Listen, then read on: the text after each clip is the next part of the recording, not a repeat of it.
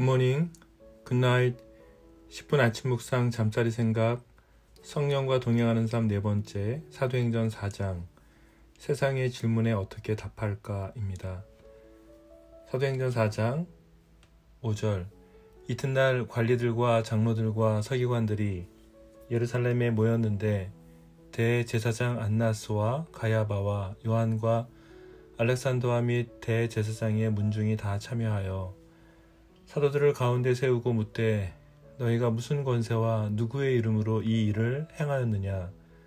이에 베드로가 성령이 충만하여 이르되 백성의 관리들과 장로들아, 만일 병자에게 행한 착한 일에 대하여 이 사람이 어떻게 구원을 받았느냐고 오늘 우리에게 질문한다면 너희와 모든 이스라엘 백성들은 알라. 너희가 십자가에 못 박고 하나님이 죽은 자 가운데서 살리신 나사렛 예수 그리스도의 이름으로 이 사람이 건강하게 되어 너희 앞에 섰느니라. 이 예수는 너희 건축자들의 버린 돌로서 집 모퉁이의 머릿돌이 되었느니라.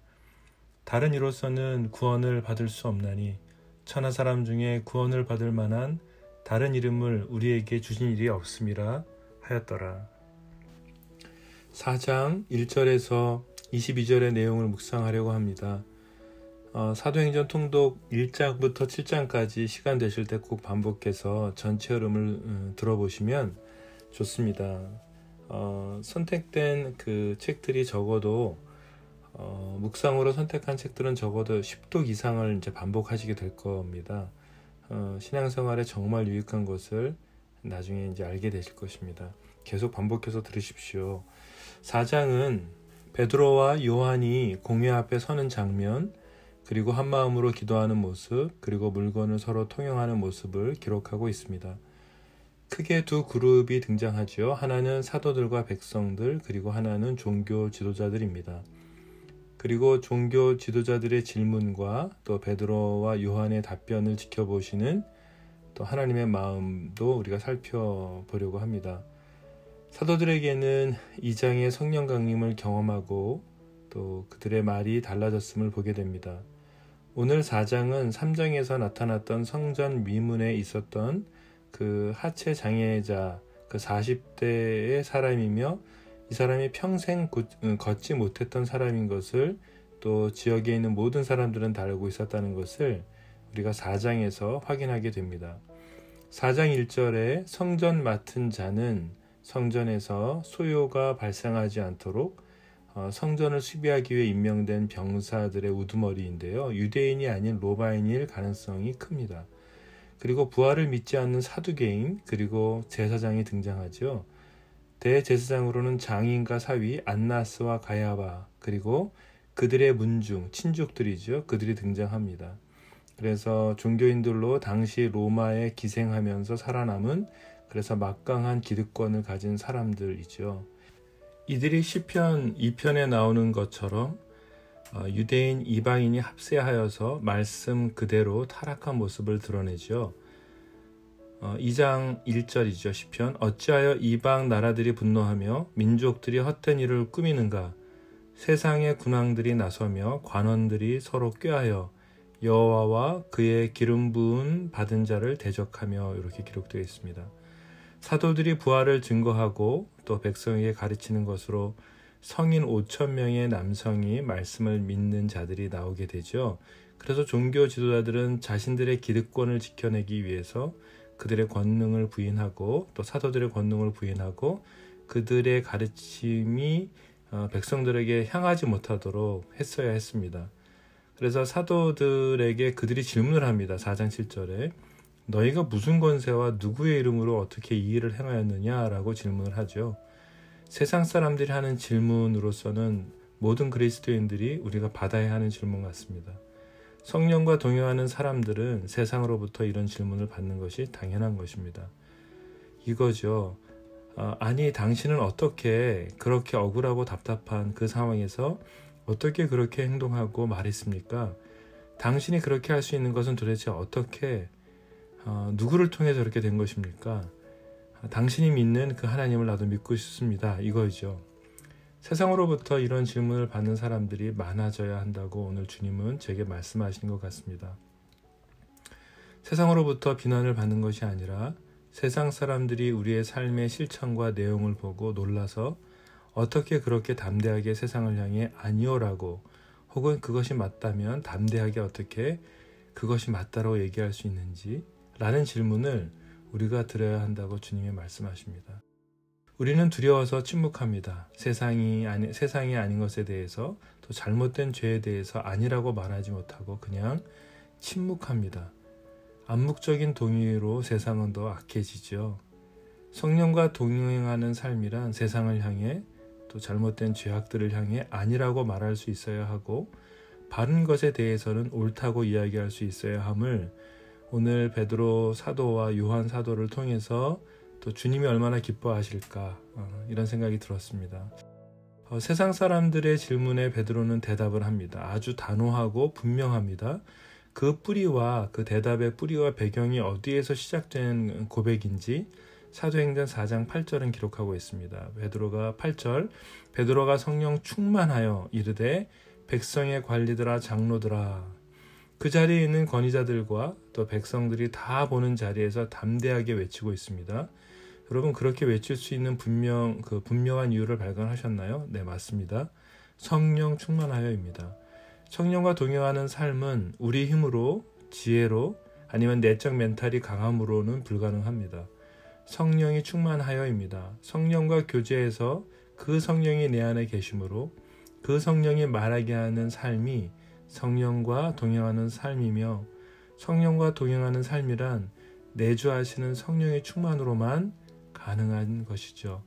베드로는 성령의 지혜로 분명한 대비를 이루면서 명확한 단어를 선택해서 분명하게 말하고 있습니다. 9절 이하입니다.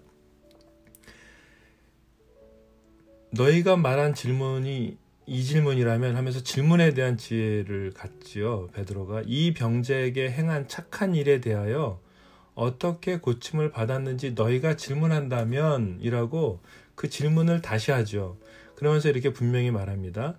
너희가 십자가에 못 박은 예수님, 하지만 하나님이 죽은 자 가운데서 살리신 예수님, 또 나세렛이라는 천한 동네에서 자란 예수, 하지만 그가 그리스도와 메시아 구원자가 되셨다. 그분의 이름으로 40세 된 평생 한 번도 걸어보지 못한 하체 마비의 장애자가 지금 너희 앞에 있다. 너희가 버린 돌이 이제는 집에서 가장 중요한 모퉁이의 머릿돌이 되셨다라고 베드로가 아주 통쾌하게 이야기하고 있습니다. 오직 구원은 주님께 있다라고 외치고 있죠. 성령과 동행하는 삶은 세상의 질문에 답할 수 있어야 합니다. 예수 그리스도가 답이다. 예수 그리스도가 길이고 진리고 생명이다 라고 말할 수 있어야 한다 이것입니다. 그러기 위해서 분명하게 성경은 말씀하고 있습니다. 우리의 삶을 통해 예수 그리스도의 이름의 능력이 나타나야 하고 성령 충만해야 우리는 답할 수 있습니다. 결국 그리스도의 이름의 능력, 성령 충만 모두 그 주권이 나나 여러분이 아니라 성령 하나님께 있습니다. 이런 베드로의 외침에 사내들인 공회는 스스로 무지하기로 결정을 하죠. 본인들이 무지하기로 결정을 합니다. 그래서 예수의 이름을 말하지도 가르치지도 말라고 말합니다. 베드로와 요한은 자신들의 유익을 구하지 않고 담대함으로 답변하죠. 하나님 앞에서 너희의 말을 듣는 것이 하나님의 말씀을 듣는 것보다 옳은가 판단해봐 이렇게 얘기합니다. 관리들은 처벌할 방법을 찾지 못하고 그들을 위협하고 놓아주게 되죠.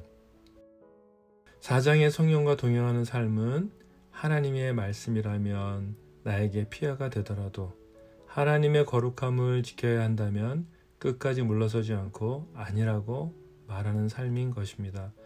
아는 것과 행하는 것은 전혀 다릅니다. 침묵하는 것은 행하는 것이 아니라 동조하는 것입니다.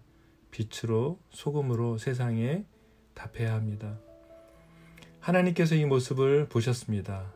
그래서 누가는 이렇게 기록하죠. 여러분 5,000명을 먹이신 예수 그리스도 주님의 말씀을 많은 백성들에게 전해서 5,000명이 돌아옵니다. 주님이 이 모습을 보고 얼마나 좋으셨을까요? 이미 공생의 3년 동안 제자들의 삶 가운데 보여주셨던 것들을 이제 제자들이 예수님의 삶을 동일하게 드러내고 있습니다. 성령의 능력으로 드러내고 있습니다. 묵상을 위한 질문입니다. 나의 삶에 하나님의 권세와 예수 그리스도의 이름이 드러나고 있는가? 나의 삶을 통해서 세상과 세상 사람들이 하나님을 알아가고 싶어 하는가?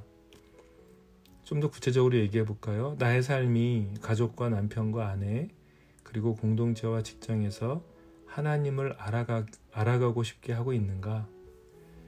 나는 세상을 향한 질문을 받고 있는가? 그 답할 준비가 되어 있는가입니다. 기도하겠습니다.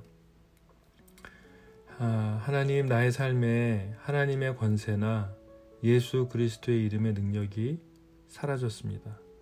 주님 용서해 주십시오. 나를 보고 주변 사람들이 당신을 보면 예수님을 믿고 싶어요 라고 하는 그 능력 있는 삶을 살지 못하고 있음을 주님 고백합니다. 아버지, 내가 그런 삶을 조금이라도 하나라도 드러내도록 내 삶에 힘과 용기를 좀 주십시오. 오늘도 성령 충만하도록 말씀과 기도로 제가 주님께 나아가겠습니다.